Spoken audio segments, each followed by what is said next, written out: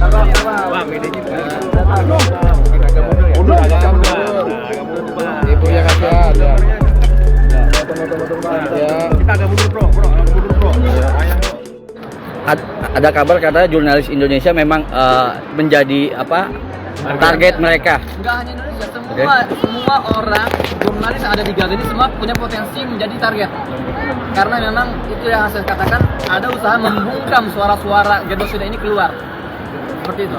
Mas, kalau Mas Ihsan sendiri melihat perangan di antara pejuang Palestina sama Israel ini apa sih? Apa isu agama atau seperti apa, Mas? Saya ingin tegaskan, ini heterogen.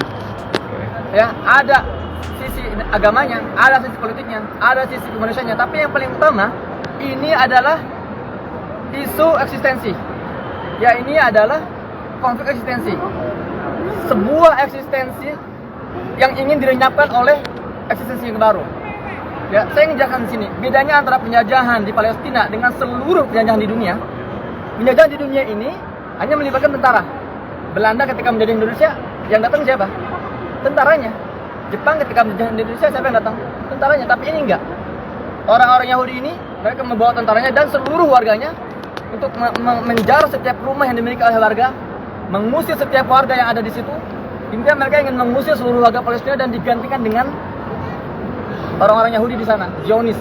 Itulah yang dimaksud dengan konflik eksistensi. Seperti itu.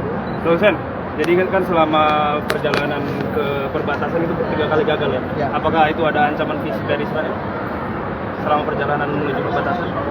Secara verbal sih enggak ya, enggak dihubungi misalkan akan dibom, enggak gitu kan.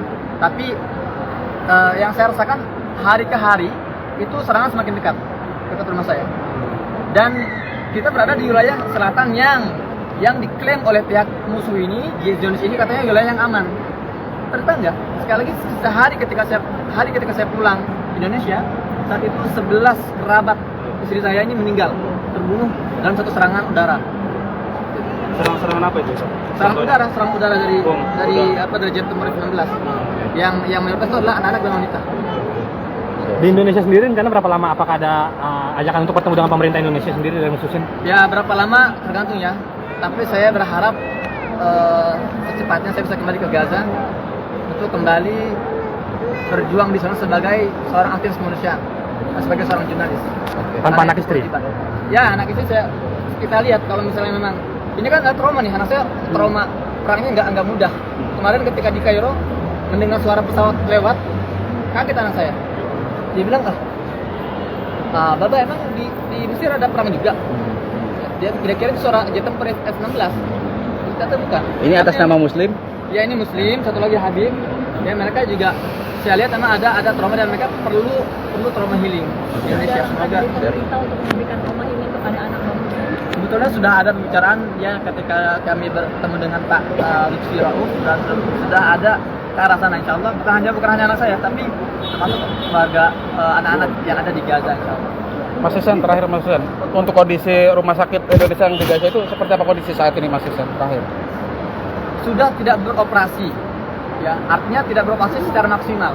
Sekarang ya karena sudah tidak ada bahan bakar dan juga tidak ada akses internet, tidak ada akses listrik. Jadi ya seperti sekarang seperti pengungsian aja, pengungsian warga sekitar. Dan banyak unit-unit yang tidak lagi bisa berfungsi karena tidak ada bahan bakar untuk mengoperasikan peralatan yang ada di RS Indonesia.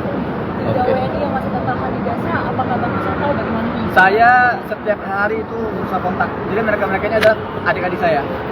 Fikri, Farid, dan Reza ini setiap hari itu saya kontak pagi sore. Namun memang sulit. Dan ini sudah hari kelima saya tidak bisa kontak mereka. Jadi saya harap kondisi mereka baik-baik saja dan saya meminta seluruh masyarakat Indonesia untuk doakan semoga teman-teman kita, adik-adik kita, Fikri, Farid dan Reza senantiasa Allah jaga dan selamat dalam kondisi yang sehat insya Allah, dan semoga perang ini, agresi ini, genosida ini segera berakhir. Demikian.